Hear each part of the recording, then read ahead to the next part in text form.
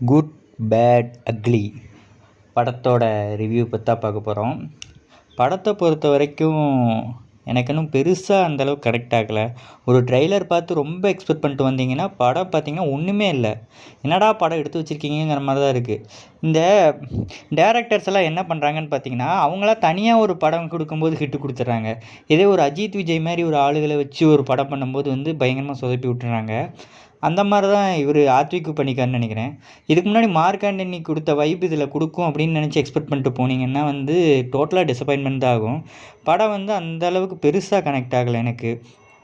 Actually என்ன சொல்கிறேன், நிறைய பேர் தேட்டர் எலிமெண்ட்ஸ்க்காக மட்டுமே படத்தை வச்சுருக்க மாதிரி இருக்குது. இந்த எப்படி கோட் படத்தில் அத்தனை ரெஃபரன்ஸ் இருந்துச்சு, அந்த மாதிரி தான் குட் பேட் அட்லிலேயே அத்தனை ரெஃபரன்ஸ் இருக்குது. அஜித் ஃபேன்ஸை மட்டும்தான் அது சாட்டிஸ்ஃபை பண்ணும். ஒரு ஜென்ரல் ஆடியன்ஸாக போய் நீங்கள் அந்த படத்தை பார்த்தா பிடிக்குமா அப்படின்னு சொல்லிட்டு கேட்டிங்கன்னா கண்டிப்பாக பிடிக்காது. ஸோ இதான் என்னோடய ரிவ்யூ. படம் அந்தளவுக்கு ஒர்த்து கிடையாது. கொடுத்த காசுக்கு கை தட்டிட்டு விசில் அடிச்சுட்டு வரலாம். மற்றபடி படத்தில் ஏதாவது ஒரு விஷயம் இருக்கான்னு கேட்டிங்கன்னா விஷயம்னு ஒன்றுமே இல்லை.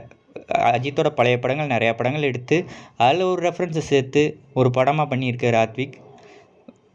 One time watchable movie.